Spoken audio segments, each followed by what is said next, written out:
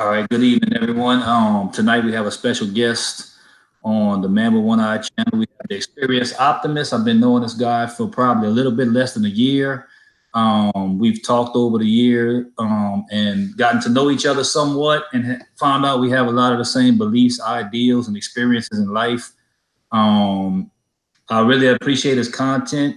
He's got some really good stuff. It's deep, introspective, and it has a lot of empirical evidence to go with it. So I'm going to allow him to introduce himself, and I will ask him a few questions, and then we will get on our topic of Moths to the Flame by Lazarus. So introduce yourself to the people, bro. What's up, man? Nice to talk to you again. My name is Experienced Optimist. I have a MGTOW channel. I started about, I want to say about roughly about a year ago or something like that. And this MGTOW journey has been pretty interesting. Is there feedback coming back? Let me see. My MGTOW journey has been kind of crazy. I first got introduced to MGTOW through Big John. Everyone knows about him. Yeah, me too. And he was a military guy. So I immediately, felt like kind of like a connection with him. And I started researching MGTOW and everything. And then there were some other MGTOW guys who said, why don't you just go ahead, for anyone who wants to do something, talk about women and their experiences, start a MGTOW channel. It doesn't matter if you're good. It doesn't matter if you're the most articulate person. So I started a MGTOW channel. And, I made some blunders as far as like production, stuff like that. But it's about getting your message out there. And as far as this MGTOW journey, like I said in one of my recent videos, I just recently retired early. I feel like I'm back on the right path. I feel like there's a lot more happiness in my life, a lot more contentment, and I'm just happy that the MGTOW journey is going the way it's going right now. And the Man with One Eye, what I like about his content, man, it's straight from the heart. If you don't mind me talking about your content. Oh, go ahead, bro. Go ahead. Do your thing. It's straight from the heart. He recently had a live stream when he was talking about his life. He was talking about addiction and stuff like that. And man, whenever he talks, it's really heartfelt. I can tell it helps a lot of guys out there that's going through the same things. And I just want to say, like I always do, that I appreciate like everything that you do. Definitely, same here. So without getting too specific on anything, would you maybe share with the people how you got to the point in your life to where you could get to early retirement, and maybe some of the plans that you have now that you've chosen to go your own way and been able to retire early? What are your future? Well, to be honest, so basically there was some books I read when I was real young, when I was a teenager, about like finances. So I always wanted to have a investment portfolio. So when I got the chance to get an investment portfolio, when I got older and I started my career at an aerospace firm, I started that. Of course, the 401k. There was some older guys who said, you want to travel, get that out the way, because when you're older, you're not going to be able to travel. They said, start like a business, travel, and they said something else, obviously save. He said, those are things a lot of people don't do. So I put that on my goal sheet and I knocked that out. So I saved up some money and invested in real estate, because my dad had real estate back when I was young. So I took his lead. I hate real estate, to be honest, but I invested in some real estate, so that helped me out. And then what really helped me out, to be honest, when I was in the Air Force, I got hurt, but I didn't know how bad it was. I thought, I thought it was just, like a sprain or something to my back and my shoulders and stuff. Come to find out, it's pretty bad.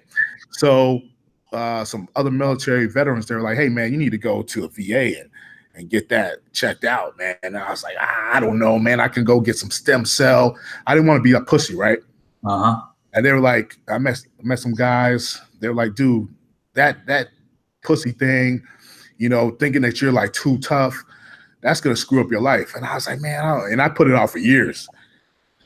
So then I went into the VA and, they looked at me and everything. Yep, I was jacked up. So then I got some VA benefits as well. So like I always tell guys to go into, if you go into the military, just do 20 years, get the military pension, because there's hardly any other pensions out there that's for you. But in my case, I got a VA disability plus the real estate plus the 401k and all that stuff. Now that allows me enough money coming in monthly to retire. So that's what happened. So yeah, you prepared. You and sounds like you had a good mentor with your dad too, bro, to show you kind of. Yeah, my dad helped me out. Like I said, my family's not even from the United States. My dad came over and he had that, that immigrant mindset, like, yeah, just work, work, work. But there's some drawbacks to that mindset too. But yeah, he was telling me, save your money, be frugal, because he was real frugal and the rest of my family is pretty frugal, which leads into minimalism. And that really helped me out a lot. And I remember I read this one book and it was like an old dude in the book. He said, there's no quick way to make a lot of money. You have to pretty much just save more than you spend or something like that. And he said, it's that simple and it's not going to be quick. It's not going to be easy. But if you do that, you'll come out ahead. And that's it pretty much, So with that being said, since you gave the people a little bit of backdrop on yourself, if you don't mind, would you like to share maybe what happened to make you take the pill and go your own way? Just to give the people a little bit of background of how you came into this understanding and what made you search it out and what made you continue to go with it once you found it. Man, I've always when it came to female nature, just people in general, I mean, people always show you their true colors. And I notice when you're young, what happens is you're always looking for approval from your parents, from teachers and all that stuff. And people use that. Like when you're a kid, all you're looking for is a little bit of advice to put you on the right track. But what people do is they see that and they say, okay, man with one eye, I can tell that he wants my approval. I'm going to use this to get what I want out of him. So I noticed that when I was little, but I didn't really want to, I wanted to see the good in people. Yeah, right. I wanted to see the good in people, and I came across women, their nature, and I always saw it, but I ignored it, man. And then I got hooked. I got addicted on approval. Yep.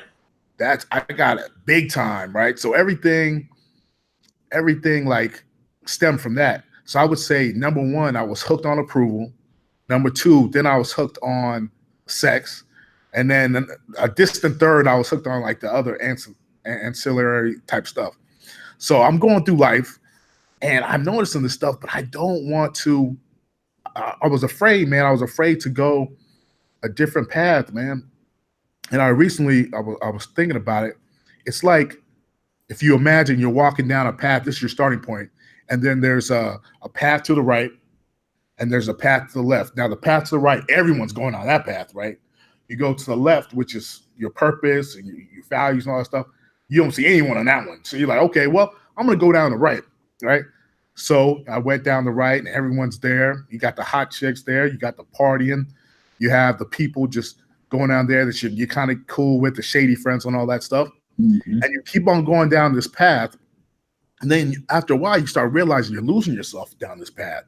And you turn around and you start walking towards your true purpose. But you have all these people say, hey, Experienced Optimist, you don't want to go that way, man. And you got the cute chicks, you're having a good time with them.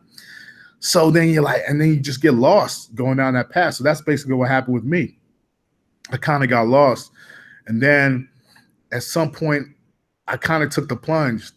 I talked about ayahuasca and my video, that helped a lot. Did you try DMT too? Did you ever try DMT? Or just, that's basically more basically the same thing, just breaks down the body. But I wanted to try DMT, but I got as much that I needed out of the ayahuasca. Yeah. And actually, my last time I did ayahuasca, it was basically like, hey, you're through. Now it basically told me that now it's your path. You just got to walk this path. I've done as much as I can do for you. Basically, the ayahuasca telling me this. So, and like I said, when I had a vision, it was like, here's who you're supposed to be. Now, do you want to accept who you want to be and you want to take this path? And I was so, man, I like I told you before, I had all this fear about becoming the person that I was supposed to be. Yeah. So then I accepted it and I started walking back the other way, right? All these people coming the opposite direction, trying to stop me, all the shady people, haters and all that stuff. But now after I watched John, MGTOW John, Big John, watch Mhm. his MGTOW videos, your MGTOW videos, Black Ram, John Mhm. Nada, Sunrise Hoodie, all these guys spitting out great knowledge, and then going back and listening to old school philosophers, Seneca, Socrates, all these guys. I feel like I finally got back to that fork in the road that I was telling you about earlier. Now I'm ready to go left. You know what I mean? That's where I feel like I'm at right now in my life.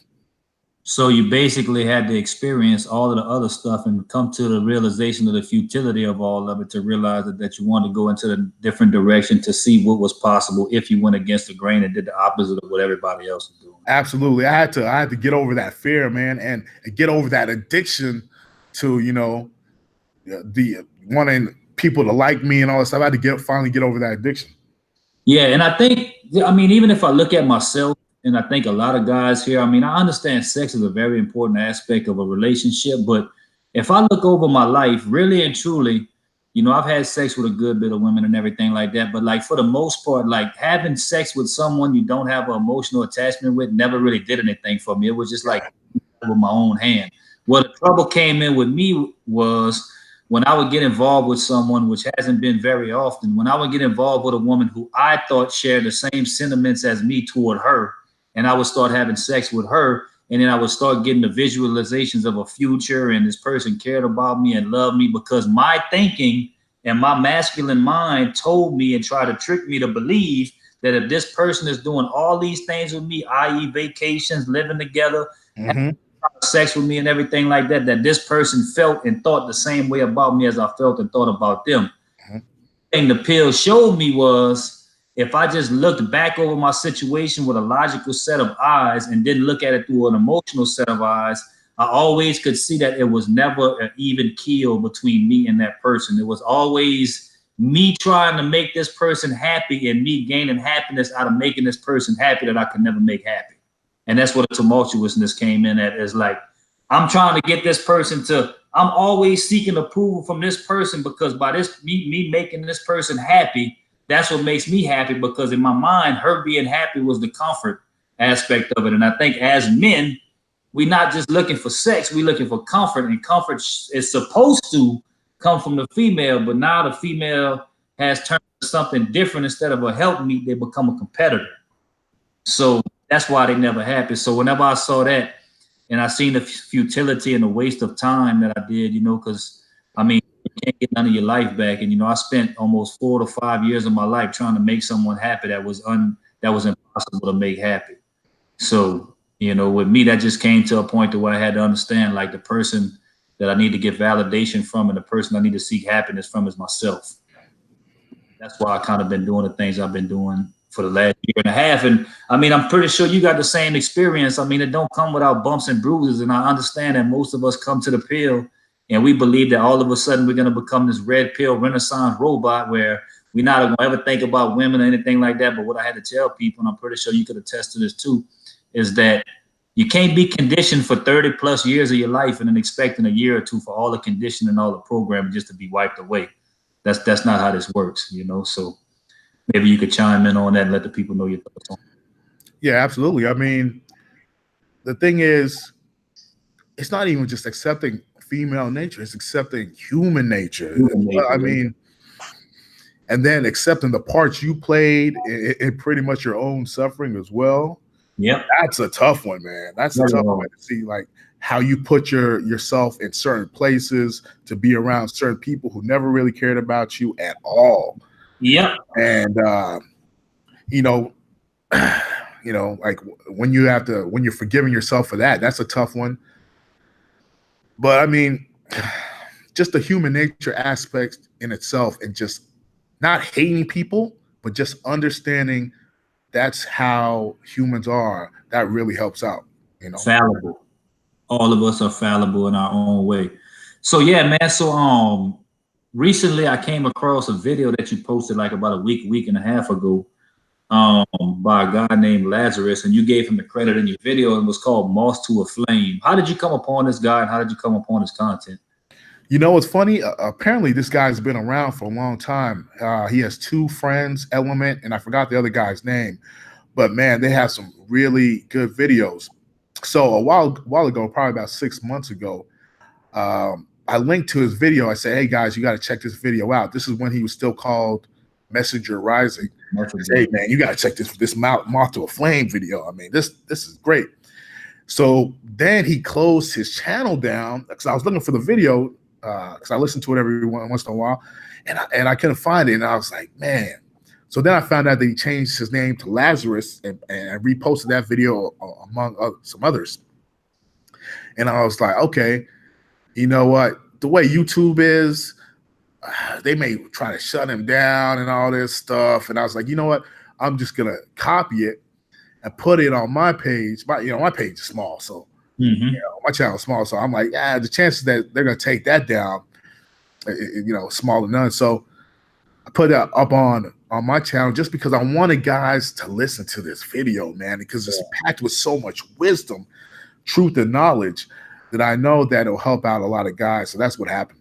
Yeah, it was very insightful, man. I mean, it was 20 minutes packed with knowledge, and you could tell it was knowledge not just coming from somebody, but it had the wisdom aspect of it, of somebody who experienced the stuff that they were talking about. Because, I think a lot of people in the red pill community and in the manosphere and all that, they just regurgitating stuff that they already heard from other people, which is like parroting and stuff like that. But the guys that I get the most out of is guys that you could tell like have actually substance behind their words and actually have the experience to go with the knowledge and the content that they're spewing out. Because in all actuality, like, I don't really want to listen to someone who hasn't been through what I'm going through, so it's kind of like anytime I hear something where it resonates with me, I understand that this person may have not had the exact same experience as me, but dealt with some of the same stumbling blocks and like trying to recoup their life, you know what I mean? And the same feelings and thoughts and trying to change their actions. So that was a great video, man. And the thing I liked about it the most is it wasn't really harping too much on the women aspect of it. It was on, what can make you whole as a man in this world. And the basic premise of it to me was, losing the desire and attachment to things outside of yourself is the key to fulfilling your purpose and living a fulfilling life. You know what I mean? So I wrote down some things in it in my phone, a couple of quotes that I heard from it, and I'm gonna say them, and then I'm just gonna let us speak on them as we go. I mean, the video starts off by saying, "A man who is driven by animalistic desires will be ruled by that need." What do you think about that? I thought that was the most poignant quote of the whole entire video. And let me preface by saying, let me just give you a little bit of back history on this guy, right? Okay. So I was listening to one of his older videos, and he was explaining like he was addict, right? He went through, the child care system where he had to pay out this money, and the woman put him in jail, and he had to just deal with all these things, man. So when you talk about like what you said, like it's really heartfelt when he makes this video, man. He has if you listen to the stuff that he went through, man, I was like, wow, man, that's a tough dude.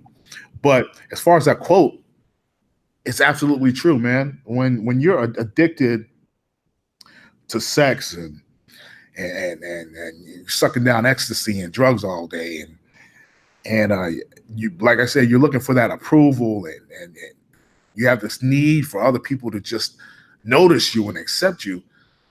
When you go into that life and you continue with that life, man, you get lost. Like I was explaining, I became incongruent with who I was, man. I didn't know I created this douchebag persona. Oh, yeah. Who I was. And the depression came along with that. And I was trying to figure out, like, why am I so depressed? I was depressed because I wasn't being the man that I was supposed to be. So when you're driven by those animalistic desires, man, you're gonna come across some hardship. I mean, what do you think about that? Well, the way I took it and I broke it down in my own mind was the one thing I noticed about that: if you're driven by your animalistic desires, one thing about your animalistic desires is they're never satisfied. Mm-hmm. So it's a repeating pattern of continually trying to do the same things to fulfill yourself, and I would say the quagmire of it all is that the more you do, the more you need. So it's never satisfied. If you have sex, you want more sex. If you do drugs, you want more drugs. If you're trying to seek money, you want more money. If you get power, you want more power. So if you're, I mean, and I'm saying sex comes with life sometimes, money. Sometimes people do drugs to unwind. Sometimes power comes in certain situations. But if that's the driving force in your life, you're gonna live a very unfulfilled life because all you're gonna be doing is continuing to seek out things to make you feel whole from the outside, but it's never gonna fulfill you on the inside. It's just gonna, like you say, drive you deeper and deeper into addiction, into a place of depression where you're just so unfulfilled that you just want to give up on life. That's at least my take on it. You know what I mean? Absolutely. Absolutely. Yeah. And the next thing that that kind of resonated with me a little bit, it says, for a man to truly be free, he needs to see past his conditioned dependencies. That was pretty profound to me, man. What you think about that? Man, I love when he said that too, just because, like I was talking about, when you're young, you kind of conditioned to want other people to approve of who you are as a person. And you go through life, everything that you see on TV and music, like backs that up. Oh, that you need to be this outgoing guy that has money, power, respect, all this stuff.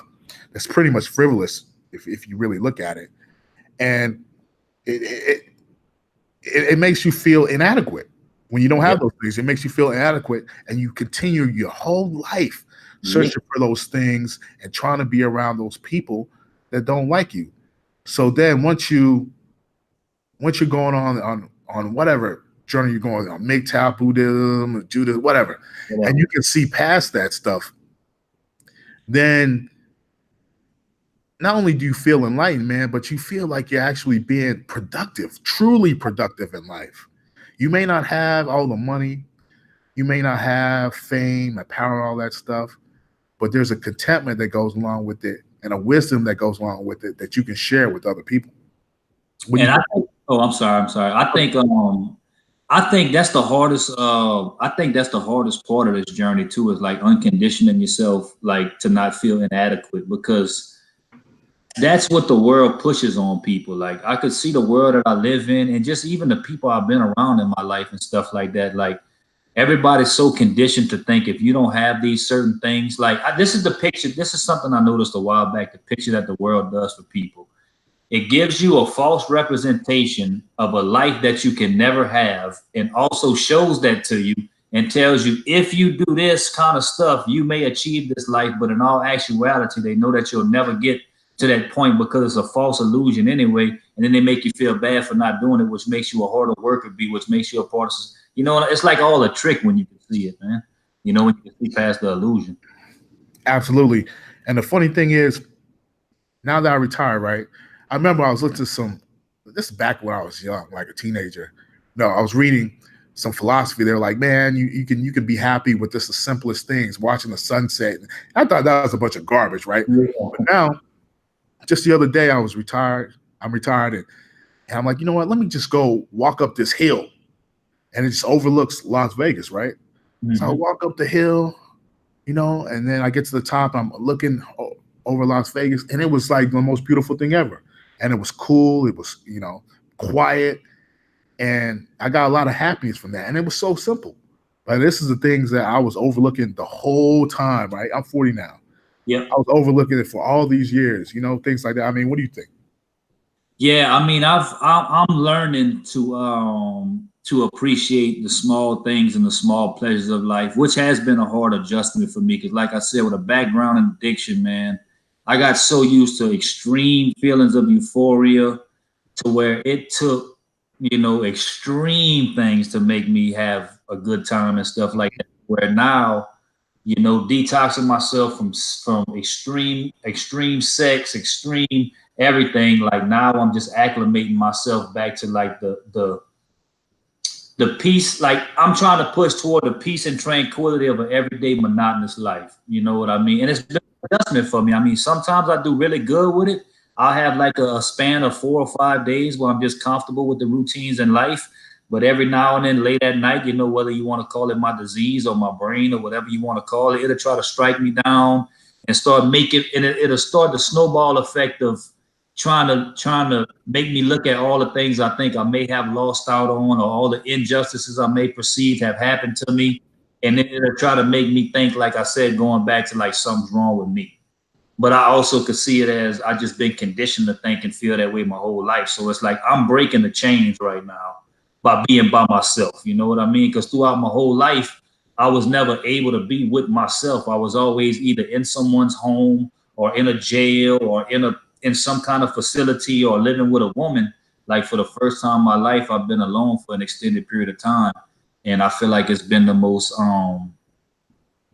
it's the most growth I've ever achieved in my life after being alone for a while. So I'm still on a journey, you know, but I understand it's a one day at a time thing, and it's gonna take some time. But I'm looking forward to getting to the point in my life to where I can just enjoy the small things in life and the small pleasures in life. So the next thing I wanted to say was he said something that was very, very quaint.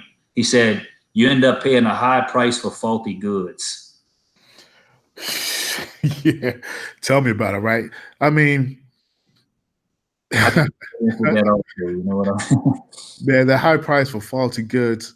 I remember back in the day when I was sucking down ecstasy pills, right? So I'm Mm-hmm. sucking down ecstasy pills, and you know how you get that depression after, right? So you Mm-hmm. know, check this out. So I get some ecstasy from this guy, right? And it's a mix with meth, I think, you know. So it makes you Yeah. come down really hard and get that depression, right? So Yeah. here I come down, I'm depressed, and I'm getting mad at the guy for giving me some bunk stuff or whatever, when ultimately I never should have been taking that anyway to be in a club again, being around people that I really don't need to be around. You know what I mean?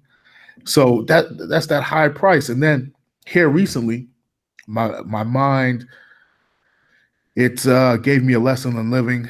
So basically, I had the hankering to get some vodka, right? Beluga vodka. Yeah. And I'm thinking that I'm gonna just drink a little bit. It was like 75 degrees in Vegas. I'm thinking I'm just gonna drink outside and just get a good buzz and just relax, right? But my brain had other ideas. It was actually teaching me a lesson. So I go, I get it, I mix it with some lemonade or something like that, right? So I'm drinking, and I'm drinking. I'm like, man, I'm not getting that buzz that I usually get, and none of that stuff. And so I wake up the next morning and I'm feeling, I'm not feeling too good.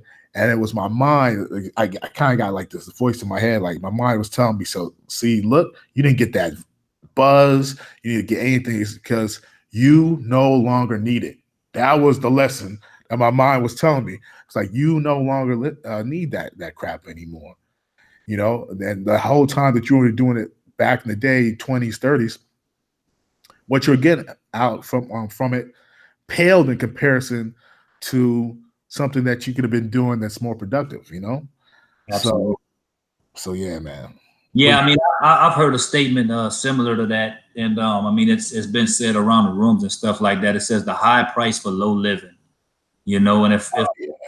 look back over my life, you know, before the last 8 years of it, man, and even somewhat in the 8 years that I've decided to transform my life into another place. I mean, I just look at the benefits versus the cost of like the drugs I use and everything like that. I mean, and you know, besides the physical consequences and the legal consequences, like the biggest thing that I look back that I regret over is like the time consequence, man.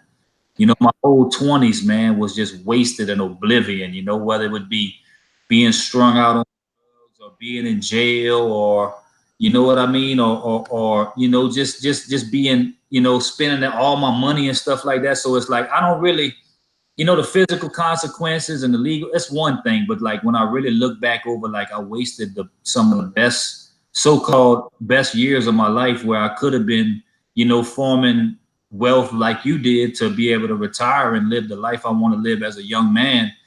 I have to look back over that and realize, you know, that I squandered all of that, which is hard to do, but I'm just thankful that I have, you know, the opportunity to at least still have a life after that. Because the thing that I'm most grateful for is like a lot of people who made the type of decisions that I made over an extended period of time didn't have the chance that I have to have a second life. You know, I mean, everybody I grew up with, besides maybe one or two people, is either dead, in prison, strung out, or crazy. Like, you know what I mean? I was just one of the lucky ones that was able to be blessed enough by the Most High to be given another chance.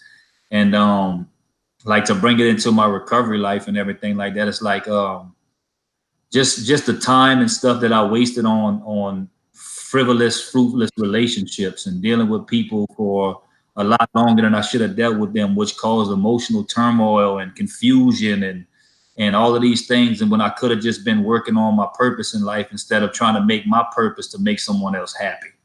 And that's why I would say, like, you pay a high price for faulty goods, because it's never what it says on the box. Like you said, you're never getting what you think you're getting. And I think that's the biggest manipulation tactic that most relationships, or even drugs, or i.e. things like that, give you today, is they give you a false sense of what you're really getting from it, and it tells you what you're gonna have to give for it, you know. So that's my take on that. Now, the next thing that he said kind of resonated with me, and it's something I'm still trying to adapt my life to. It says, when things cease to exist or become lost, he sees them as what they were, temporary. That was really profound, man. Yeah, man. The funny thing about that is everything's temporary. When you look at it, I know. all the friends that you had, even if they're like the best of friends, man, you guys can have a falling out. You could have known some dude for 20 years, and then the next month, he's your enemy. And my dad used to always have this quote like, when your friends become your foe out in the world, your secrets will go. And if you look at everything and see it for what it is, just temporary. I mean, the job that you're gonna have, the family members that are in your life, the friends, the relationships, you can really sit back and then enjoy the good times that you have with those people and not get caught up in the desire of having those people around. Because a lot of people, what they do is they use your need against you. They know, okay, well, experienced optimist always wants, have me around. So, I'm gonna use them as much as possible. So when you realize that everything's temporary, man, you never really, it's not even about investment. You're just cognizant that that person's not always going to be in your life, and then you don't fall off a cliff when the relationship status changes. I mean, what do you think? Yeah, I mean, look, bro. One thing I thought about that and even spawned in my brain whenever you were saying it is like the I guess I would say that the hard thing about being a human being is that the human mind always wants certainty in a world that's uncertain, man. Mm-hmm. You know what I mean? And I think even if you come to the cognizant view of everything is temporary, you still have that human mind in you that wants certainty when you're dealing with people. So, like, I'm gonna say intelligent people. I'm not gonna say that's how everybody operates, but people that have a sharp intellect, we're always looking I'm always looking and judging on people and watching what they do and everything like that to try to see, what position in my life that they're gonna be. And sometimes I've done it negatively to where I push people out of my life that was probably good for me, because my experience showed me that for the most part, people are shit.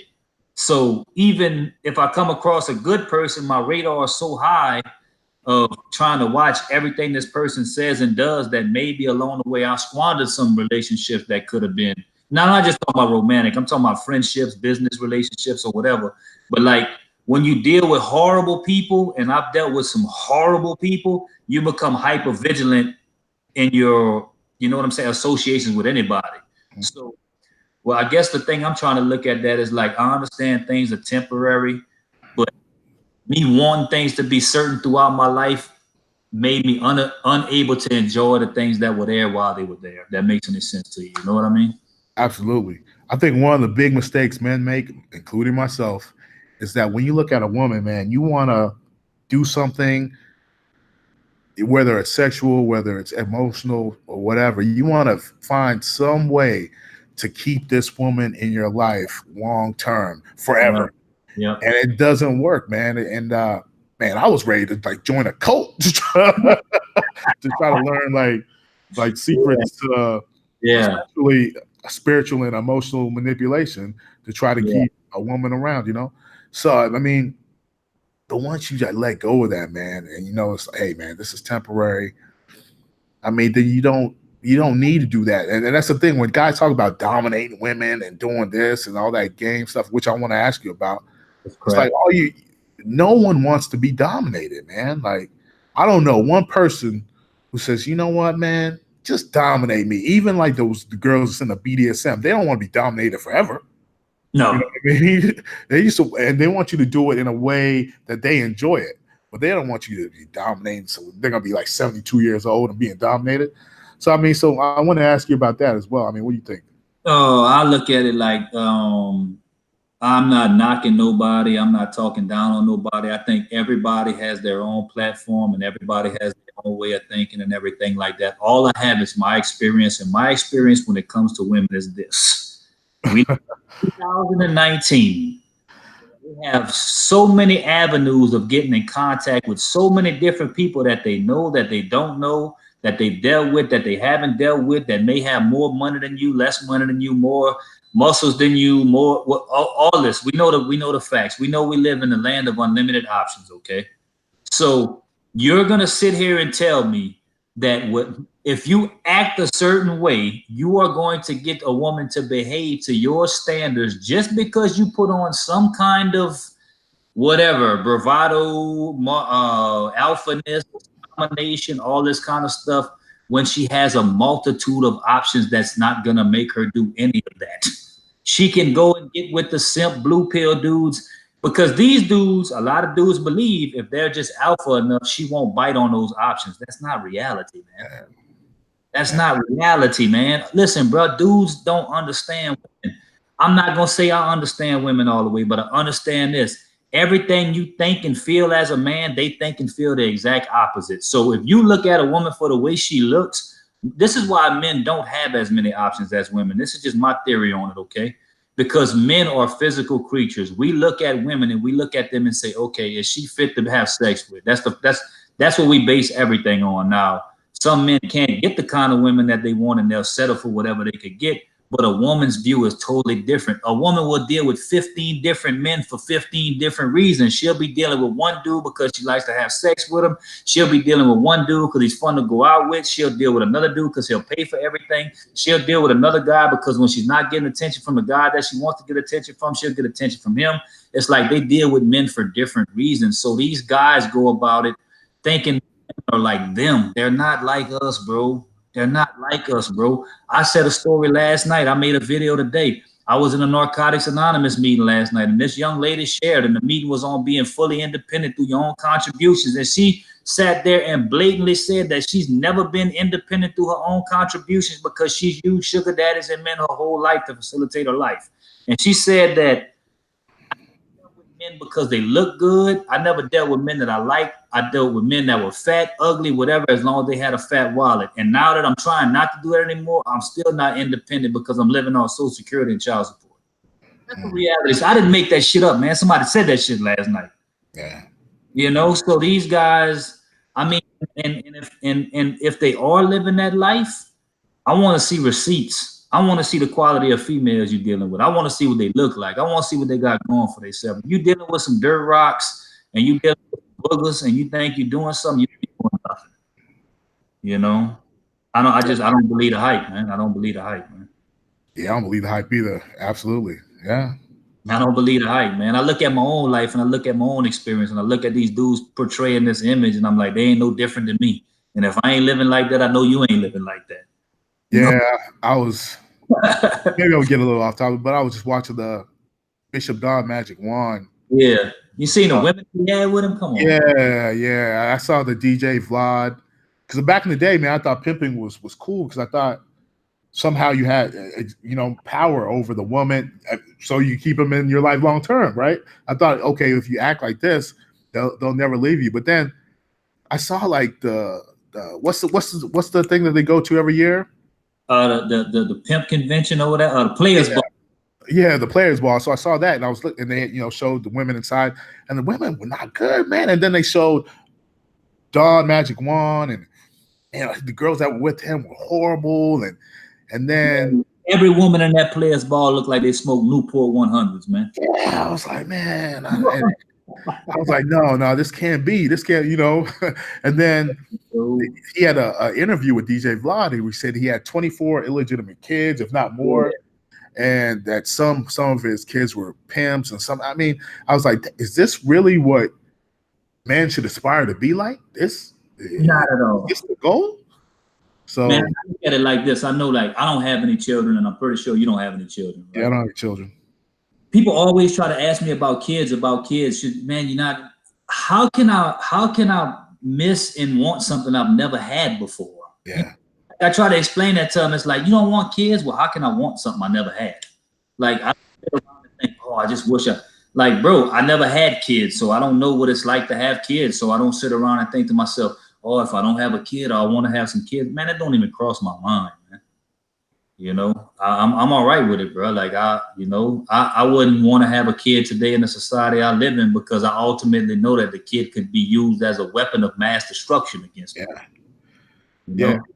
I mean, I saw that a lot. It kind of like what you were saying before. I'm not trying to blow smoke up your ass or kiss your ass or anything like that. When you said you were lucky to come out of those situations. Lucky. When my dad had that group home, and all those guys that I met who went through exactly the same thing that you went through, man, none of them were around. I remember there was this one kid. He I don't know if I mentioned this, but there's this one kid, man. He was going through just down the wrong path, and he got locked up, right? Mm-hmm. And my dad went to see him, and it was messed up, man. He said, "You know what, Mr. Experienced Optimist," he said, "You were right." He's like, everything that you told me, you were right, man. So now this guy's in jail. And I think he'd gotten married, I believe, and had a kid, Mm-hmm. So, I mean, dude, when you said you got lucky, you like all those kids that went through the group home, I would say at least 92% of them ended up either killed or in jail. Yeah, or their life screwed up. Yeah, that's what I'm saying. Their life was ruined. I just, luckily for me, man, and I'm not really gonna get on this topic too much, man, but like, I always had my grandmothers praying for me, my mom praying for me, and people praying for me, and I'm not a religious person or nothing like that, but I just know having people out there putting out good energy in the world for you, is a big thing. So I don't take no credit for it, man. I mean, I took the steps that I needed to do to get my life together, but I would just say that, besides me taking the steps, the Most High opened the doors. I just walked through them, and He did for me what I couldn't do for myself, because I was doing for me what I could do for myself. So the next thing that really strung a chord with me was, your most valued possession is you. That's all you have left in the end. That sounded really good to me too. Like, because I think sometimes from the world that we live in, we look at the possessions we have or the things that we attain with a lot of reverence, but never really look at ourselves as I never really put myself in a position of reverence and really understood the reason why I have all these good things in my life is because of me. You know what I mean? Yeah, in that video, he says something about it's not out here, it's in here, whatever. Talking about looking inside yourself. Mm-hmm. Man, that's so true. It's like we're not taught to look inside. We're taught to look outside, and we look at all the stuff, your car, nice, BMW and all that stuff. Mm-hmm. And it really messes with your mind, man. Like when I look at these YouTube videos and it has like $18 million mansion in New York, high rise luxury condo, it's like pushing you to want to find happiness in that type of stuff, right? And then create like these Instagram videos and stuff like that to where you're like some sort of superstar, but it's not real. It's not real. So you have to look inside yourself and find out what's really important to you. And when you find out what's really important to you, it's all simple stuff, man. Like dudes that, I don't know if you ever met dudes like that, but they're like really into jujitsu, right? So they're into jujitsu, and that's all they do. They can sleep at the gym and just do jujitsu all day long and travel and do seminars, and they love that life. And it's simple. And I think that's if we can all focus on that, man, we'll be better off. What do you think? Yeah, I've still gotten to a point to where I'm still in the process of finding something that I have that much passion for. I mean, there's a lot of things that I have somewhat passion for, but I haven't found exactly what it is in my life that I have passion for besides helping people. I mean, I do that in my daily life every day, but I'm still searching for the thing to take the place of all those things I put in the place of it, if that makes any sense to you. Because like I said, my whole life was just predicated on if I get this or if I get that or if I get this, then I'm a success. Like, and I'm gonna tell you, man, the thing about having a woman that's really attractive is like it's the one thing of having, a woman that you can have sex with. Like I just call it a living sex doll. Mhm. But another part of it is like once you attain a beautiful woman in this world, it gives you a sense of success for other people to see. You understand what I'm saying? Like that's why they call it a trophy wife or a arm candy or all that. Like you really just doing that in a sense for other people to see it, to judge you and make people think something about you. You know, it's not even too much. A lot of people are with chicks they don't even like just because they find just to show them off to everybody, man. Yeah, I remember I was in Colombia and I was talking to this dude, and man, he brought up a good point, man. So he's this white guy, man, real good looking, right? Mm-hmm. And he said that he used to go out with FHM model, right? Yeah, I got it. Did I tell you that story? I'm listening. I'm just saying. Okay, yeah. So he said I used to, I mean, I went out with this girl or whatever, and she was extremely beautiful, but she didn't want to have sex. She hated sex. She said she was allergic to it.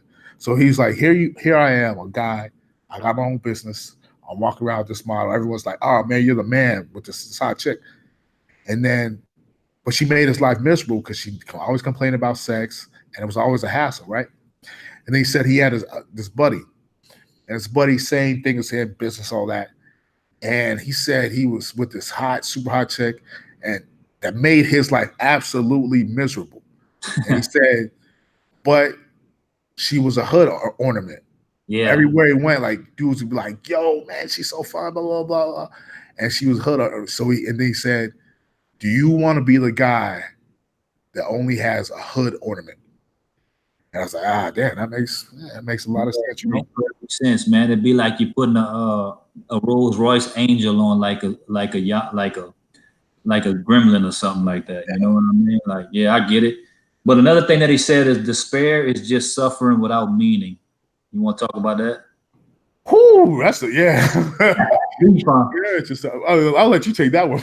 That's a I mean, if I had to take a look at it from my own personal view of it and what my brain computer, whenever I saw that, it would be like me sitting down and harping on things, so-called things that happened or didn't happen or I wish wouldn't have happened, and just consistently just like obsessing about whether it be a relationship or opportunity or something that has no bearing in the present, but I'm just constantly stuck on that in my mind, which brings despair because my brain will try to tell me like, well, life sucks, or the depression we talked about earlier, like just start to tell you, well, that didn't work out, so nothing else is gonna work out. It's gonna be like this forever. You're gonna feel like this forever. But in all actuality, it's like it's without meaning because none of that has any precedence of what's going on right now. And I think that's what a lot of people suffer with, man. It's like they harp on things that are long gone out of their life. You know what I'm saying? Like shit that ain't nowhere near of any importance, like, but your brain will try to make you think that it still has some importance in your life, even and that's where despair comes in at, because as people, I think what we'll do is we'll harp on the bad that isn't even happening and make our brains will make us think that everything is like that because of that one situation. So I mean that's kind of what I got from that, is just like harping on shit that ain't even real, that's meaningless, that if you just looked at the truth of what's going on around you, you probably wouldn't even feel that way. yeah, exactly. It's almost kind of like if hey, when you look at, I know when I look back on my life, I was like, man, if this would have only ended up working this way, man, things would have been so much better. And that may be true. Yeah. But then I've been listening to the philosophy of Stoicism, which basically is like, That's good. yeah, yes. Basically, I mean, if you can't change it, then don't worry about it, right? It's basically So the shit. yeah, I mean, like if you Indifference. can't change it, yeah, indifference. If you can't change it, can you do something about it? No, then don't worry about it. And that's tough, man. I mean, Whew. that's a tough thing to finally grasp, get your head around. But Yeah, I mean, I think stoicism would help out a lot of people, especially a lot of young men right now. I mean, if you can't change it, man, just work on yourself, do what you can do to improve your life, and take it from there. And I mean, one of the mainstays in recovery is every meeting I've ever been to, they say the serenity prayer. And if you look at the serenity prayer, it says, Yep. God, the serenity to accept the things I cannot change, the courage to change the things I can, and the wisdom to know the difference. That last part is what fucks people up more than anything else. The That's wisdom. tough for me, man. I don't Yeah. know. I mean, I don't know. You're a smart Maybe you motherfucker can speak like on that. Like, I don't know. That's tough for me, man. What do you think? I mean, yeah, well, it's tough for us because our brains never stop, man. You know what I mean? And if you're anything like me, bro, your whole life you've been able to use your brain as a tool to overcome obstacles, man. And I think the reason why we suffer so much, or we've suffered in the realm of interpersonal relationships with the opposite sex, is you cannot use your logic to overcome any of those obstacles, man. And you feel like me, the I don't like admitting defeat. You know what I mean? Because I've been able to overcome so much in my life. So having to get to a point to where like I admitted complete defeat, way to like win this game is to not be in the game. That was hard for me to do, man. yeah, especially with those when you see those motivational videos on YouTube all the time. Just keep on, keep going, keep doing it. You can make it. And I'm like, man. Yeah, you can. Every other avenue of life except dealing with these modern liberal Western women, you can Yeah. keep pushing. But I tell you what, you keep pushing in that direction with them, you're gonna lose big time. You know And what I mean? and the thing is, the system sees you coming a mile away. Oh my God, bro. And like I'm gonna get on this for a second too, because I know you think about stuff like this too. A lot of people wonder why the divorce laws and family court is so much swung in the direction of the woman. My understanding of it is it's simply like this. The Western world as we know it, especially America, is not ran by the government. It's ran by corporations who run the government. I mean, people should know that by now. All the laws, all the regulations, all the lobbyists are turn toward the agenda of the corporations, which where all the money come from. We live in a corporate commercial society. If people don't know that, they're stupid, but whatever. Most people don't care. But the way I look at it is this: they understand men, for the most part, are only going to spend money on women, and they only buy things to appease women to try to get sex from them. And they also understand that in the realm of the court system, in a divorce, if the laws were lean toward the man and he got most of his stuff, he's not going to spend his money. He's going to keep his money. He's going to invest his money, and he's not going to buy shit. He's especially after learning a lesson of a divorce, he ain't going to spend money on frugal or like on frivolous bullshit that don't mean nothing. But they understand that the woman, she's going to get the money and she's going to squander it and give it right back to him. So Absolutely. that's why Absolutely. I thought it was catered toward them. What you think about that? Absolutely. I totally agree with you 100%. And the thing is, when it comes to men, you know, a lot of times men look at MGTOW like, well, what's this MGTOW thing? I can tell them like, look, man, just be MGTOW for 12 years and see how much money you save. You know what I mean? See how much money you save, see how much your investment portfolio goes up, see how much travel you can do. You'll have so much money you won't know what to do with. Just this whole thing with women spending all the money is so true, man. I've seen it. I remember Go to Walmart, bro. Just go to Walmart. It's a simple yeah. I'm like, how bullshit that they spend money on. I don't understand how they spend all this money. I remember I met this one girl. She was just like, I'm $30,000+ in debt, or if not more than that. And I was just like, how did you spend? You know what I mean? But yeah, you know, I'm getting off topic. Yeah. Yeah, I mean, and it says the slave mind of a man blindly accepts biological and socially given orders, never thinking to question if there's more to life than that. You got any experience with that? That's absolutely true, right? Like when I was young, I was just like, I'm just gonna have 2 kids. I was gonna get married, and I was gonna have 2 kids. And that's because that's what society told me to do. Mm-hmm. I was gonna try to work, you know, obviously a job for 30+ years and all that stuff. And I remember I had this voice in the back of my head that said, "You're never gonna get married, and you're never gonna have kids." And it wasn't like an evil voice saying, you know, trying to stop me or anything like that. Uh-huh. It was actually a voice just trying to save me, my subconscious mind trying to save me from that lifestyle of just accepting this conditioning that we have on TV, the MTV videos. This is how you need to live your life, and this is how you need to dress, and this is how you need to act. Especially in America, man, it's just this thing about they want you to be in this box where you just a certain type of individual. They want you to speak, act, and dress, a certain type of way. And go ahead. I'm once sorry. you break out of that, then there's going to be people who try to put you back in a box.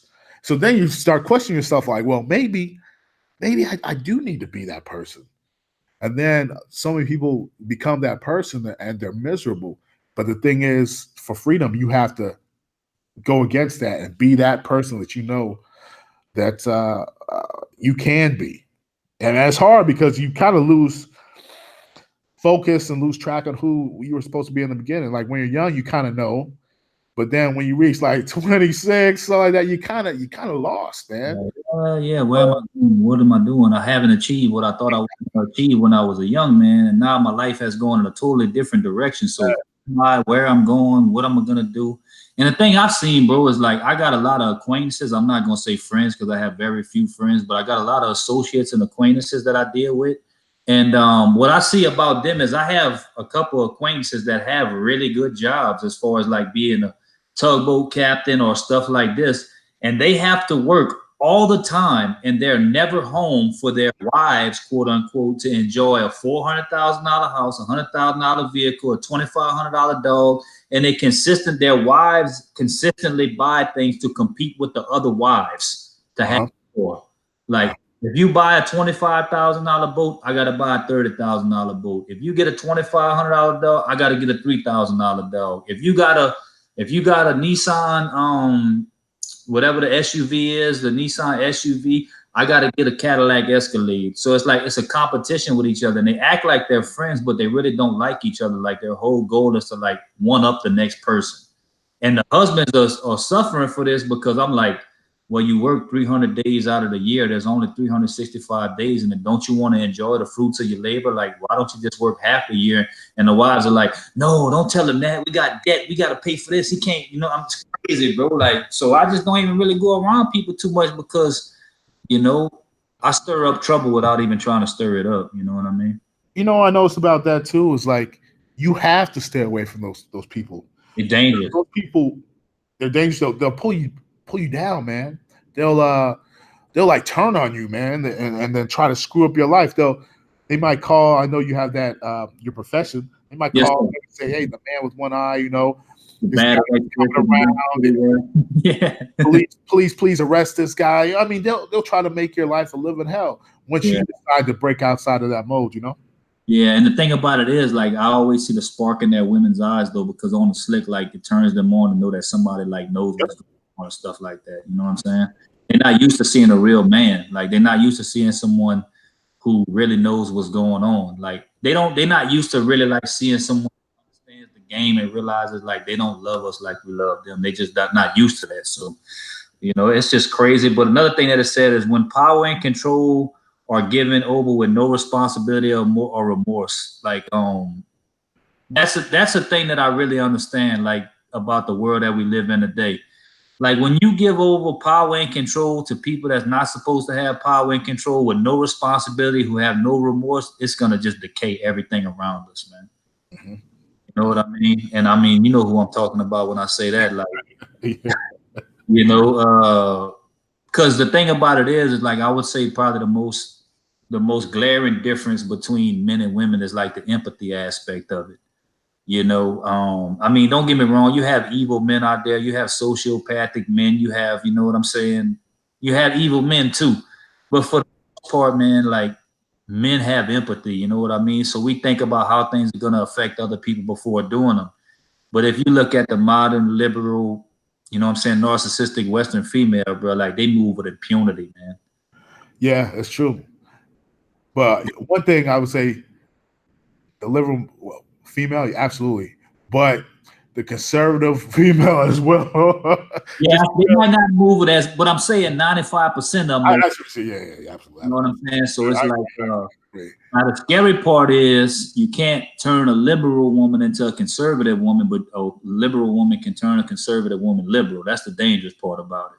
Yeah, I see. Yeah, I definitely see. You can turn a concubine into a wife, but a wife can be turned into a concubine. Yeah. Well, the funny thing about it, well, the funny thing about it is that conservative thing as well. Like, not the conservative thing, but the empathy thing. man, I see a lot of guys, they get hooked up with the woman, right? The woman just have empathy or whatever, and then they start taking on those traits. Yeah. Start, they start, yeah, they like turn on you. They start talking about frivolous things and They become gossip and stuff like that. Yeah, it becomes the shade, and you're like, man, it's like, man, I just knew Brian. Known Brian for 5 years, and then he hooks up with this one girl, and then all of a sudden, this guy doesn't care about anybody. he He's trying becomes to embezzle funds from the man with one eye and all this stuff, and you're like, yeah. man, what's going on, Brian? So yeah, that's what you're saying.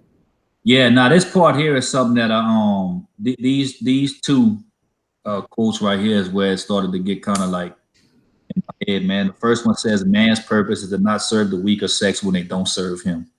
Absolutely, Yeah, man. That's something that men struggle with, man. because we've been conditioned even through biology and evolution to take care and serve women, man. You know what I'm saying?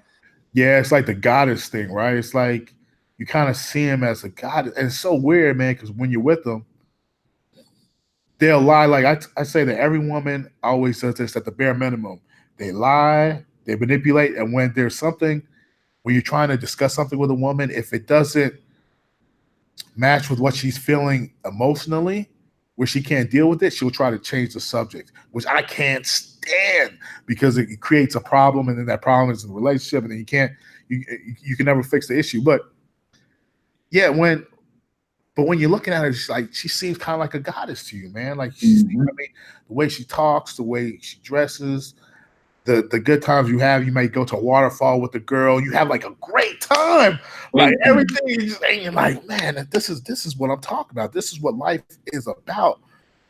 But it's a trick because you're putting when you think about what life's all about. Life's not all about that experience with her. Life is about just acknowledging the experience that you have all the time, and then looking inside yourself and then pulling and feeling good about those experiences, but not just putting it all on her like she's some goddess or something.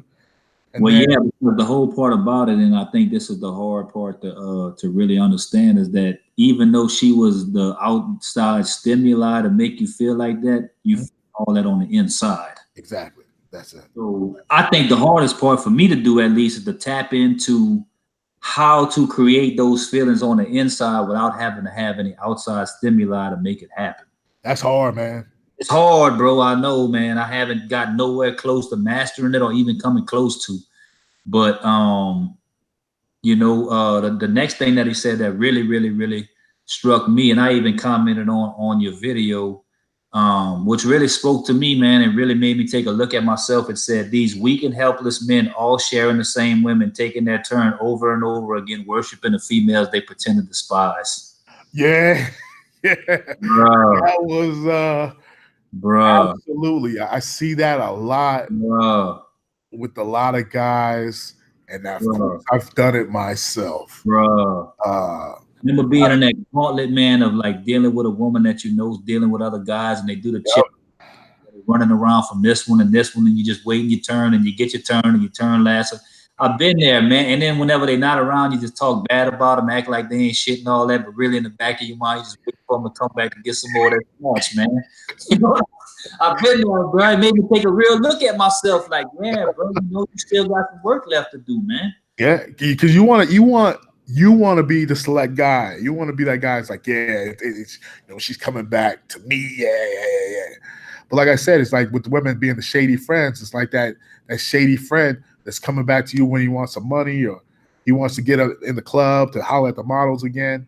You know what I mean? Yeah, he acts like he's your buddy when he comes back, but he's still not your friend, So that's the way I had to look at it. Like, I don't want to be one of those guys, bro, just being in the circuit no more, man. You know what I mean? Like, I'm better than that, bro. Like, and it ain't even to say that I'm any better than anyone else, because I don't believe that about myself. But I know that ultimately, like, my value is I'm not going to allow somebody to like put me in a position of where like I'm just somebody they mess with by default. You understand?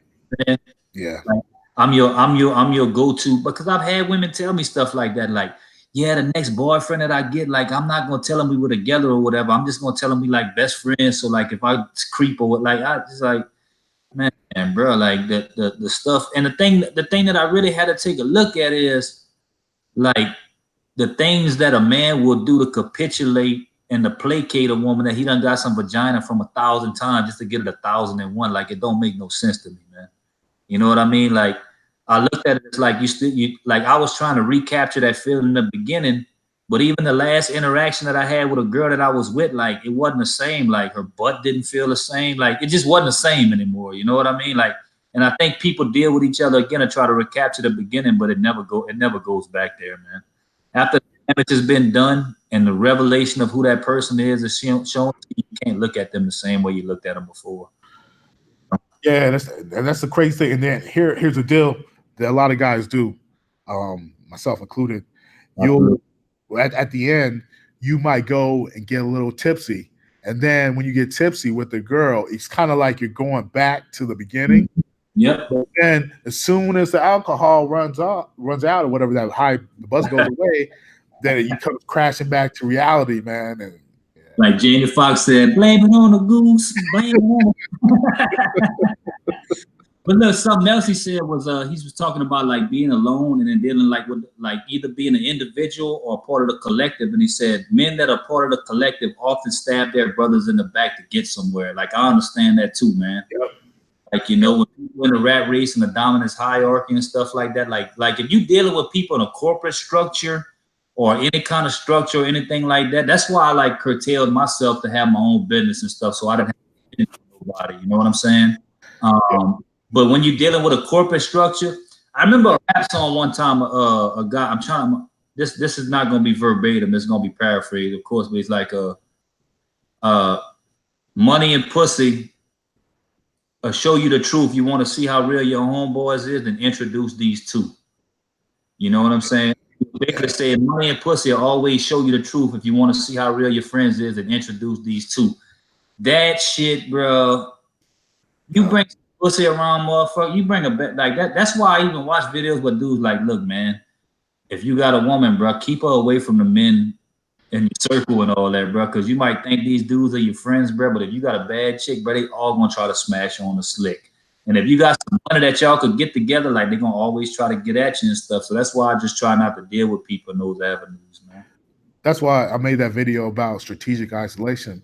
One thing I found out is like guys that believe in the pecking order and the dominance hierarchy, stay away from those guys. Definitely. Because as you're making yourself a better man, they'll, they believe in this dominance hierarchy. So they'll try to keep you down, even though they may be, I don't want to say pieces of crap or whatever, but they may be a horrible human being, right? They may not have any integrity or any morals, but they think because they're higher in the dominance hierarchy that, that you're less than them, and that pecking order type thing. I learned that the hard way. Just stay away from those people if you can. Do what you do. Start your own company, or just try to stay away from people as much as possible, because they always try to. And the whole collectivism thing. Is that, man? You're working with this group of people, man. You're doing good. You try to help out, but there's always those one or two people, man, they'll screw it up for everybody else. Oh yeah. Yep. And another thing that he said was keep your circle small and only trust those few. I mean, that's self-explanatory. I know you have a big circle, and neither do I. And I wouldn't advise anyone just to have a whole bunch of people in their life that could do stuff to curtail what they're trying to do. Like I only have maybe 5 or 6 people in my life that I even talk to on a regular. But as far as being around people, I'm by myself 95% of the time, man. Yeah, me too. And he says a man serves himself above anyone else.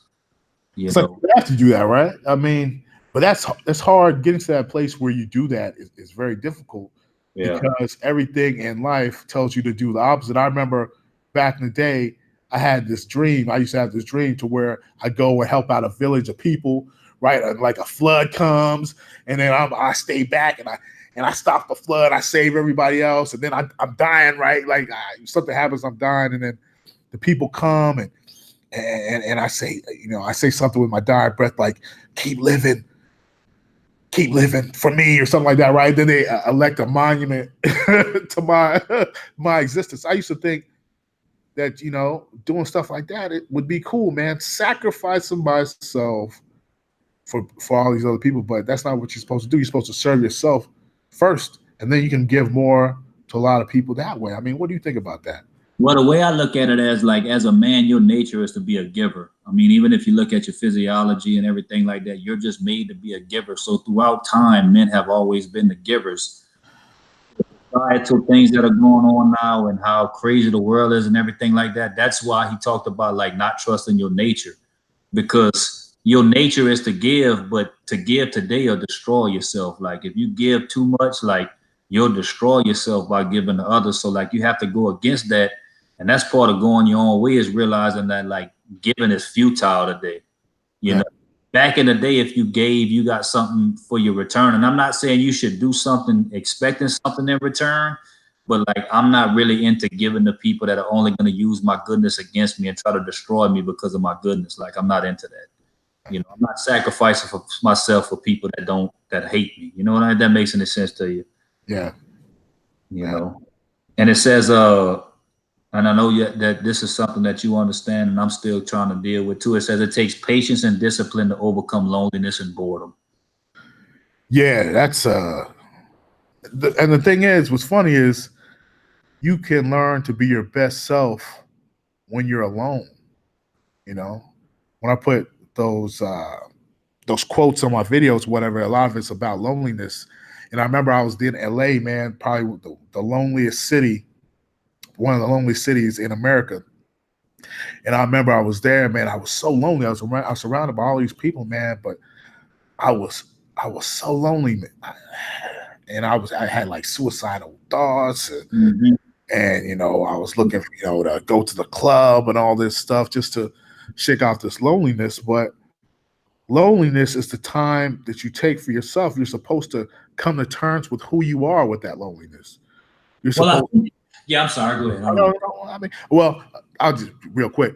Like when I went to the jungle in Peru, man, I was alone. Like there was nothing around. There no lights or nothing, right?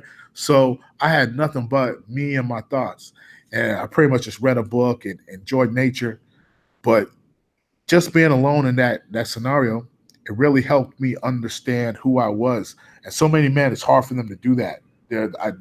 I think they're kind of afraid. I mean, what were you saying about that? Yeah, well, is when you went to Peru, that's when you went on your ayahuasca journey. You did that. Yeah, that's awesome, bro. You know, due to the fact that I got like a background in substance abuse, man, it makes me kind of like afraid to try something like that. But I don't really think that would be like going in the direction of like trying to do drugs to get high. Oh no, it ain't. No. From what I hear about it, like that ain't the kind of trip that you gonna enjoy. So you ain't gonna like. Yeah, I know. So would you basically like promote people trying to do that have like the kind of issues that people like us have, like, you know, because the only way you really get to the pill and stuff like that is by having some kind of trauma or some kind of issue or something like that. You know what I mean? So would you approve of people go and try that for themselves? Would that be something that you would promote? It's funny. This one guy said, it was a UFC fighter, Dan Hardy. He said that, I believe it was him. He said something like, the medicine or ayahuasca has to choose you. He said in the beginning, he like would recommend everyone try it. But then he said after a while, it's one of those things where the medicine choose you. So I was listening to Joe Rogan podcast, and he had a couple of guys on, and I remember it resonated with me to do it. He was like, well, I went down there and this happened, and then I had these experiences, and it kind of changed my life. It let me look at life with a whole new perspective.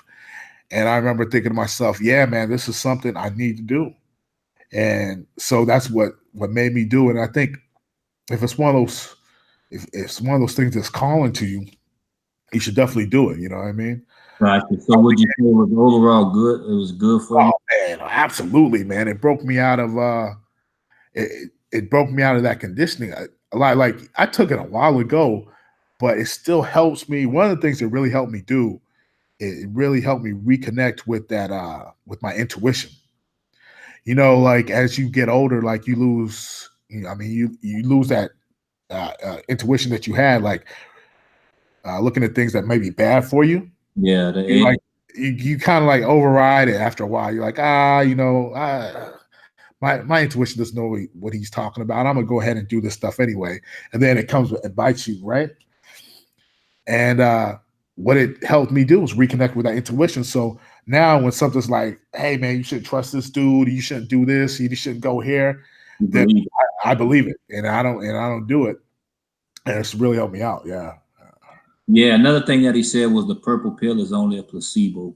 That makes a lot of sense too, man. Yeah. What do you think about that? That was a good one. What do you think about that? Well, I believe that, man, because like even in the interactions that I've had when I would say I went quote unquote purple pill, even after having like red pill knowledge and stuff like that, and went and got in a quote unquote relationship again with somebody or whatever, it was just a placebo, man. Because for the time being, while I was taking it, it just I would say so-called would make me like forget about all the knowledge that I would have. But then after a week or two of like taking the purple pill and stuff like that, like the red pill would just overtake it. And then I would just see things for exactly what they are instead of what I wanted them to be. And I would see the issues that caused me to go there and stuff like that. So like you can take it, but like you're never gonna be comfortable being in a situation like that when you know this being that you're looking at is not right. You understand what I'm saying? If that makes any sense to you, like you can't I'm gonna tell people this, man. Once you take the pill, there ain't no going back, man. I mean, people try to go back, like they always, and you can always tell. I call it the insurance policy. They'll say something like this. They'll say, "Well, I agree with the MGTOW, but I could never really be MGTOW," or all this stuff. It's like, or they'll have all these philosophical discussions about the tenets of MGTOW, but then they're like, yeah, I enjoy dating these women and doing this. So they always leave themselves like an insurance policy and out, so that they can always double back on what the MGTOW philosophy is all about. And you can't do that. It goes beyond MGTOW philosophy. When you listen to philosophers, the old school philosophers, man, they were saying the exact same thing, like separate from desire and all the stuff, man. And these guys, on the one hand, they say, yeah, that's what you should do as a man, separate from desire. But I like to, party a little bit here and there. I like to hang out with Janice, on Saturdays and Sundays. And you can't do that, man. You have to either have your foot out or your foot in. Yeah, there ain't no way halfway in or halfway out, man. And it's like kind of like MGTOW Mogul said. He said, I'm probably the only MGTOW to tell you to go date because I know like within a month, 2 months, you're gonna be back all over. I got experience with that. I mean, it only took me 8 days, man, and I was like, nah. Yeah, and that's the thing when it comes to MGTOW Mogul, man. Like if I was telling a young guy right now, like, and they can not listen to anything else, they can listen to Thinking Man's Templar, you, Black Ram, all those guys, and they can only listen to a couple things. I would say MGTOW Mogul and the Flame, the right, Reconditioned Man. Yeah, because I mean, he's gonna break down everything. Yeah, he's gonna break down like the relationship versus sin. I mean, that dude got some great videos, man. But another thing that it said too is love is only an attachment for safety and security, loyalty and trust, which may or may not be abused. Oh, that was a big one. Yeah. What do you think about that? Was a big one, man. I mean, I agree 100% on it, man, because I mean, it's only an attachment because, and he said it's only reserved for close family members and pets and close friends. Because the thing about it is like when you attach yourself to something, because you really don't know when you're dealing with these women who you're dealing with, because we all know that like women put on their representatives and their congressmen for a long time. So you're really not getting you're not really getting what's packaged, like they would say. So you fall in love with the image that this person is portraying to you instead of what this person really is. And then you get to a point to where you attach to them for safety because now it's gotten comfortable and you feel safe and comfortable being with them no matter what happens, no matter what you see, no matter what. Like some people just get comfortable in chaos. And it says really what love is security, loyalty, and trust, which can be abused. And it's like you said earlier, when someone knows that you love them and someone knows that you quote unquote need them and stuff like that, they'll start using that against you to abuse you, man. Yeah, that's the thing about it. Like, and that's for everybody as well. I mean, like I said, if you can have a friend that all you guys do is like climb mountains together, man, you've been doing it for like 15 years, but then all of a sudden, man, something happens. He sees you maybe with a new car or something like that. He gets jealous. and he could turn on you like that. So when you have that deep love, that's really just a biological trick, really, and you can't detach from that, then man, you'll be upset, man. You want to fight the dude, you want to fight chicks and stuff like that. Where you're supposed to be able to detach from, to let it go. Be like, okay, well, you're not my friend anymore after 15 years. All right, cool. Like, oh, okay. You cheat on me with this other dude with the chicks and stuff like that. Okay, cool. All right, Janice, be on your way. And you're supposed to be able to do that. That's tough to do, though, man. Like, man, it's so hard to do. That's why I think it's most important to not let yourself become too attached, because once you become too attached, all logic and reason go out the window, man. Yeah. That's why, like, one thing I love about what Chronicles of Judah says on his channel, he says you're supposed to love your woman. You're not supposed to fall in love with your woman. The only thing you're supposed to fall in love with is the Most High and the knowledge of the Most High, because nothing in the flesh lasts forever and everything is temporary. Yeah.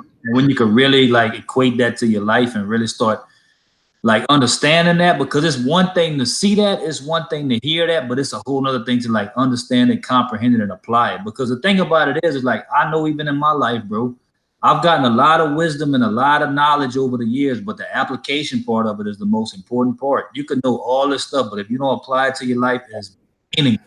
Asinine, man. You know what I mean? And that's the one thing I like about the MGTOW philosophy. It spans the entire spectrum when it comes to religion and philosophy as well. Yep, everything. You believe, if you're Christian, it don't work for you. If you're a Christian, if you're a Muslim, it'll work for you if you're a Muslim. Buddhism, Judaism, everything. And that's what I really like about the philosophy. I think it's awesome too. Is like the red pill just like overcomes everything. Race, race, class, country, culture, anything. Like we all got a common thing that we just trying to become free, man. Because MGTOW is freedom. That's the ultimate goal of it. Whatever. And the thing about it is like, I think people get it messed up because they see the acronym and they start believing it to be this or that. But like really and truly, every man has to go his own way. So just because you're not going the way I'm going, or I'm not going the way you're going, doesn't disqualify you from being a part of the collective. You know what I mean? I'm not gonna say the collective, but just a part of the fellowship or whatever you want to call it. You know what I'm saying? Yeah. The thing that's so good about it is that you can't stand in any other man's way because you're too busy going your own way.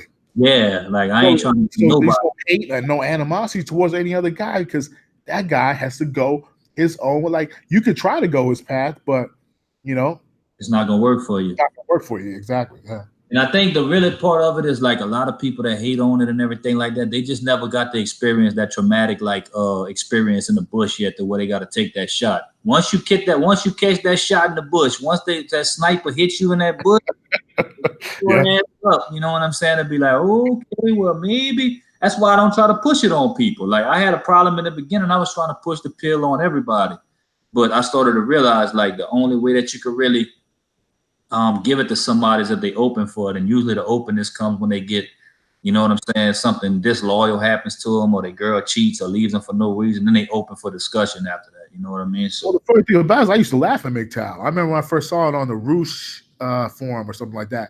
And I was like, what is this man going on? I laughed. And it wasn't until I listened to Big John, his video. Like, I think you remember the Border Truth? Yeah, the Border Truth. One of the I can't remember which one, and it clicked right there, and I was just like, oh, so that's what it is. It's not about all this dumb thing about being pretentious and being arrogant and going your own way. It's about your personal journey as a man.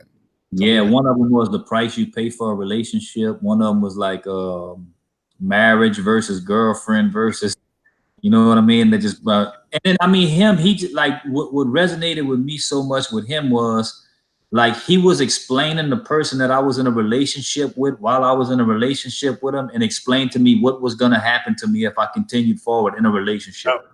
Yeah, that's what I liked about how he explained everything. He reminded me of, in the military, there's guys like that, sergeants that will tell you, like, look, young man, if you go down this path, this is what's gonna happen to you. And a lot of the young airmen, we didn't listen, right? We're like, oh man, we're gonna date that stripper or whatever. And then we end up getting in trouble, and then we end up right in front of that same sergeant, You're like, hey, big Sergeant John, sorry, blah, blah, blah. And he's like, I told you so. So that's what I liked about this message. But anyway, yeah. Yeah, and it said men still want to defend women who open their legs to anyone for a welfare check in public housing. Exactly. Exactly. Men are always doing that. Oh, And when he said that, man, that hit me kind of hard too, man, because you're always just trying to protect them, even though you know really they don't that you care. should be. Yeah, you shouldn't be protecting them. It's just like I said, the shady friend is like, oh man, Raul, he'll get his life together one day. He's really good.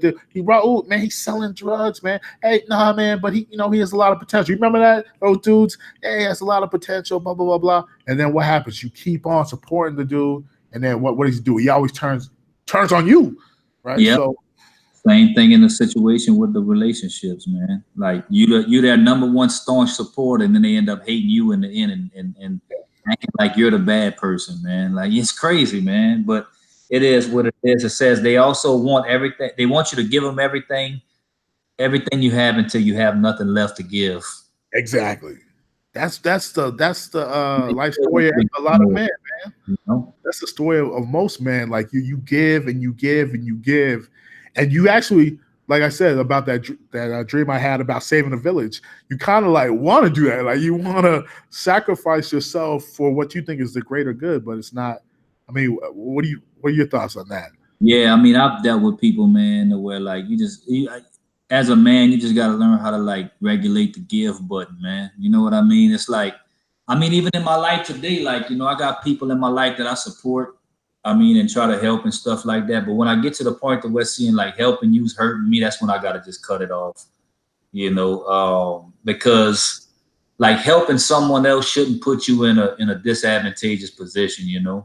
Because I ultimately know, like, even when I was listening to that girl talk last night about sugar daddies and all that, like, I had to like step up and say, like, nobody's no different than me. I get up and I go to work and I take care of my business. Unless you're disabled or you got a disability, you can do that for yourself. The only people that's not taking care of themselves, that can't take care of themselves, is people who choose not to. Yeah, I remember when you're like, what gets me, and this is kind of like a test I do for a lot of people. It's like I'll give them good advice to where it's like pretty much if you do it, 100% it's going to work. But then you find that they don't want to do it, man. Like they don't want to. They don't want to even apply 20% of that knowledge, and then I'm like, okay, yeah, I'm not going to help you. You know what I mean? Because I learned in the military. In the military, they talk about that. Like you don't want to help airmen that don't want to be helped, because they're always going to bring down the squadron, man, and they always, cause trouble. And I remember when I was kind of like an airman, I was kind of like that a little bit myself. I saw it firsthand too. So yeah, you don't want to, man. Yeah. It also says fear is of the unknown, but wisdom tells you to not have unrealistic expectations that lead to disappointment. That's a hard one, man. Yeah, I mean, what do you think about that? That's the Hard, man. That's what my whole life has been based on, man. It's like having unrealistic expectations of myself and the people around me, thinking that mostly the people around me. I mean, I've been disappointed in myself thinking I wasn't going to do something that I did again based on a feeling or emotion or something like that. But for the most part, I've been disappointed with people because of the fact that like I expect everyone to show up in life and their word to mean something and things to mean things that mean to me. But for the most part, what I found, bro, is 85 to 95% of the people in the world don't have the same morals, principles, and values as me. And I'm myself in trouble when I start thinking that they should or they would have the same as me. You know what I mean?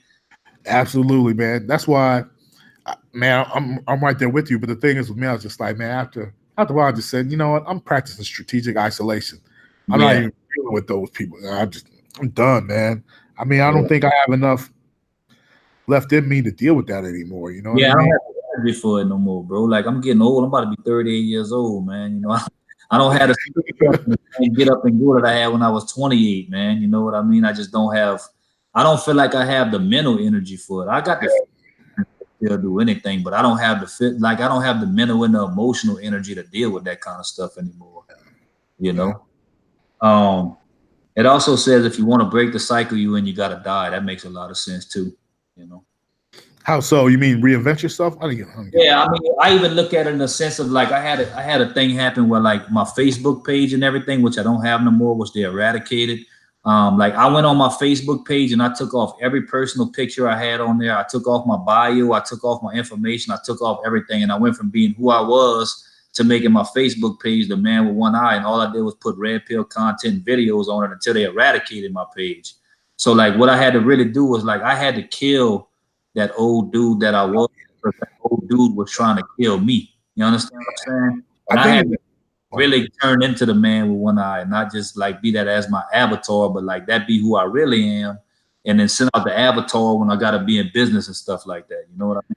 yeah, I think you said something about Thanatos, which is if I correct me if I'm wrong Yeah, here. I think that's the guy's name. Thanatos, you talking about Lazarus? Yeah, yeah, he said Oh something like no, no.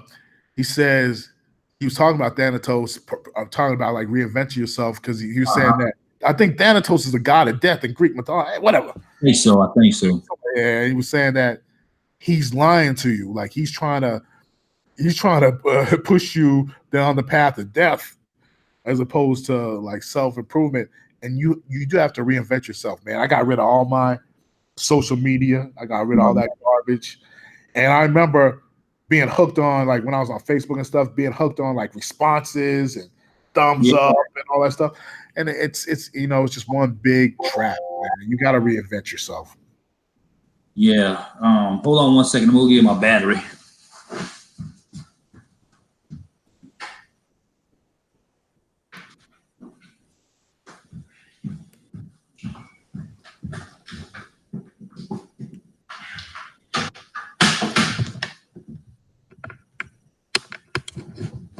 All right, we back. Yeah, man, my battery on my computer. All right, the next thing that it said is don't let yourself be destroyed by things that control you. And I think what he was talking about was sex, drugs, Mhm. power, money, and all those kind of things. What you think about that? Yeah, man. Once you separate yourself from all those things, like I was listening to Seneca and he was talking about like if those things come into your life, I mean it's cool. You can, I mean, some of philosophers are like, hey, wealth and all that stuff, separate from all that stuff. But it's like I think Seneca was like, if it comes to your life, that's cool, but just don't let that control you and always be able to separate from it. Always be able to step away from it, look at it objectively and say, look, this is not who I am, and I'm not gonna let this wealth and all that stuff define who I am. Oh, did you freeze?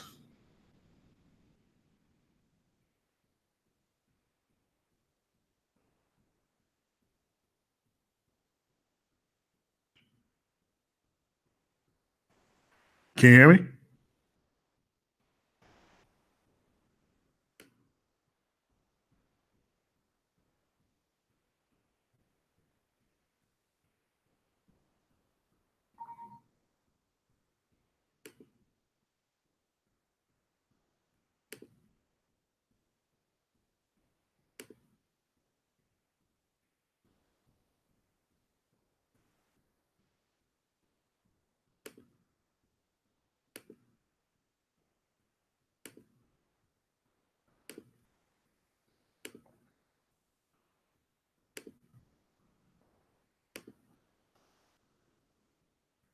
All right, so this is gonna be a short.